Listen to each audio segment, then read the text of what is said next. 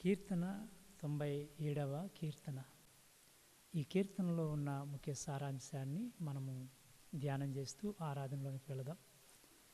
దేవుడు రాజ్యము చేస్తే, దేవుని రాజ్యములో నీవుంటే, దేవుని చేత నీవు పరిపాలించబడితే ఆ పరిపాలన ఎలా ఉంటుంది?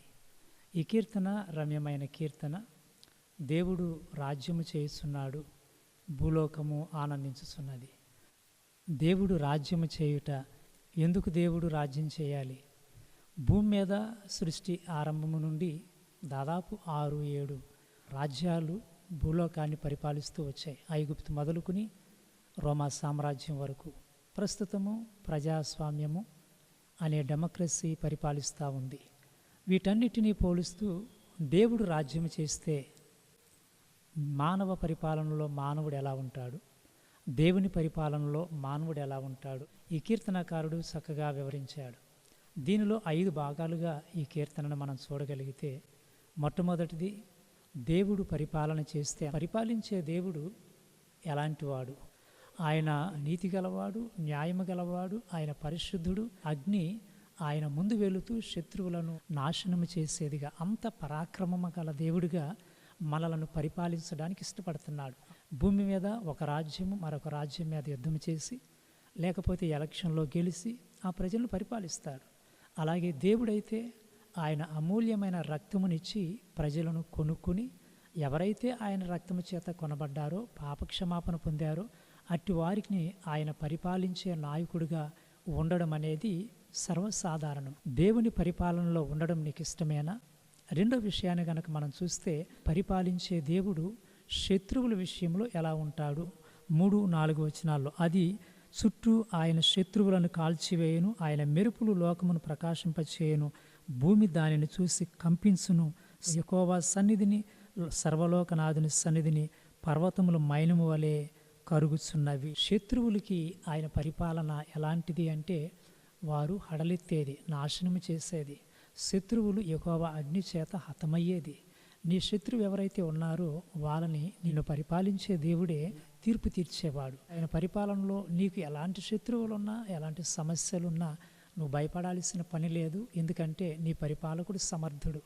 నిన్ను పరిపాలించేవాడు నీతి న్యాయం గలవాడు. నిన్ను పరిపాలించేవాడు శత్రువుల మీద విజయం ఇవ్వగలిగిన వాడు.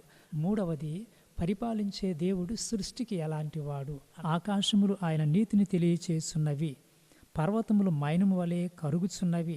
నిన్ను పరిపాలించే దేవుడు ఆయన పరాక్రమం గలవాడు మాత్రమే కాదు, భూలోకము ఆకాశము కూడా కంపిస్తుందంట. దేవుడు పరిపాలిస్తున్నాడు, నీతి న్యాయాలతో పరిపాలిస్తున్నాడు. మన మీద ఎలాంటి అతిక్రమము అక్రమము లేకుండా మనం కూడా శాంతిగా ఉండొచ్చు అని సృష్టి పులకరిస్తుందంట. ఇది దేవుని పరిపాలనలో ఉన్న మహత్ కార్యము. మనం మాత్రమే కాదు, సృష్టి కూడా అంగీకరిస్తుంది, సంతోషిస్తుంది దేవుని పరిపాలన బట్టి. 4వ విషయానికి వస్తే, భూమి మీద ఉన్న వాటిని ఆయన తీర్పు తీర్చేవాడు. ఆ మాటను మనం దాటి వెళుతున్నాం. 5వ విషయానికి వస్తే, దేవుని యందు భయభక్తులు గలవారికి ఆయన ఎలాంటి పరిపాలన అందిస్తాడు. 10వ వచనంలో, యెహోవాను ప్రేమించువారలారా చెడుతనమును అసహ్యించుకొనుడి, తన భక్తుల ప్రాణమును ఆయన కాపాడును, భక్తిహీనుల చేతిలో నుండి ఆయన వారిని విడిపించును, నీతిమంతుల కొరకు వెలుగును, యథార్థ హృదయుల కొరకు ఆయన ఆనందమును విత్తి ఉన్నాడు. ఎవరైతే దేవుని చేత పరిపాలించబడతారో వారు పాపమును అతిక్రమమును అసహ్యించుకుంటారు, చెడును అసహ్యించుకుంటారు. ఇది దేవుని పరిపాలనలో ఉన్న ఒక అద్భుతమైన ఆశీర్వాదం. నువ్వు దేవుని పరిపాలనలో ఉంటే నువ్వు ఎప్పటికైనా కానీ పాపాన్ని అతిక్రమాన్ని అసహ్యించుకుంటావు. దేవుని పరిపాలనలో లేకపోతే దాన్ని ప్రేమిస్తావు. నిన్ను పరిపాలించే దేవుడు నిన్ను కాపాడగలిగిన వాడు. ఆయన తన ప్రజలను విడిపించేవాడు.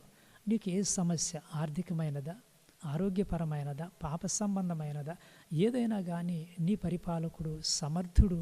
అట్టి వాటి నుండి నిన్ను విడిపించగలిగిన దేవుడు. అందుకే ఆయన అంటున్నాడు, నా పరిపాలన బాగుంటుంది, నా పరిపాలనలో నువ్వు ఉండగలవా? నీ మార్గమంతా వెలుగుమయం చేయబడింది. నువ్వు ఒకవేళ చీకటిలో నడుస్తూ ఉంటే నీ మార్గం మీద దేవుని వెలుగు ఉదయిస్తూ ఉంటుంది. నీ మార్గమంతా వెలుగే. వెలుగుమయమైన మార్గంలో నడవాలనేదే దేవుని ఆశ. అందుకే ఆయన నిన్ను పరిపాలించడానికి ఇష్టపడుతున్నాడు. చివరి మాట ఉంది, యథార్థవంతుల కొరకు ఆయన ఆనందమును విత్తి ఉన్నాడు. నువ్వున్న శ్రమలు, నువ్వున్న కష్టాలు, నువ్వున్న దుఃఖము ఇవి చూస్తున్నావు, కానీ ఎక్కడో నీ కొరకు దేవుడు నీ ఆనందాన్ని విత్తాడు. అది మొలకేస్తుంది, అది పెద్దదవుతుంది. ఒక రోజున దాన్ని నువ్వు కోసుకుని అనుభవిస్తావు. నీ కొరకు ఆనందాన్ని విత్తిన దేవుడు నిన్ను పరిపాలించాలనుకుంటున్నాడు. ఆ దేవుని యొక్క పరిపాలనలో ఉంటే నీ కొరకు నువ్వు విత్తుకోవాల్సిన పని లేదు. దేవుడే ఆనందముని విత్తాడు. దేవుడే వెలుగును ఉదయింపజేస్తాడు. దేవుడే విడిపిస్తాడు. దేవుడే కాపాడతాడు. దేవుడే నీ చెడుతనమును నువ్వు అసహించుకునేలా చేస్తాడు. నీ పరిపాలకుడు నీ కొరకు కల్వరి సిలువలో ప్రాణం పెట్టాడు. ప్రభువా నన్ను పరిపాలించు అని ఆయన చేతులకు అప్పగించుకుంటే దేవుడు అంటున్నాడు, ఇప్పుడున్న దుఃఖము, ఇప్పుడున్న కష్టము, ఇప్పుడున్న వేదన నీ దుఃఖమును నాట్యముగా మార్చి నీ కొరకు ఆనందమును విత్తిన దేవుడు ఎక్కడో ఎప్పుడో నీ భవిష్యత్తులో దేవుడు విత్తిన ఆనందాన్ని నువ్వు అనుభవించబోతున్నావు ఆయన పరిపాలనలో. చివరి మాట, నీతిమంతులారా యెహోవా యందు సంతోషించుడి, ఆయన పరిశుద్ధ నామమును కీర్తించుడి. నీ కొరకు నిన్ను పరిపాలించే దేవుడు ఎలాంటివాడు? నిన్ను పరిపాలించే దేవుడు నీకు చెడుతనము నుండి విడిపించేవాడు. ఆయన నిన్ను కాపాడేవాడు. ఆయన నిన్ను విడిపించేవాడు. నీ మార్గం మీద వెలుగును, నీ జీవితంలో ఆనందమును విత్తినవాడు. దానిని ఎవరు అపహరింపలేరు. ఖచ్చితంగా నువ్వు అనుభవిస్తావు. ఆ దేవుని పరిపాలనలోనికి నిన్ను నువ్వు అప్పగించుకుంటావా?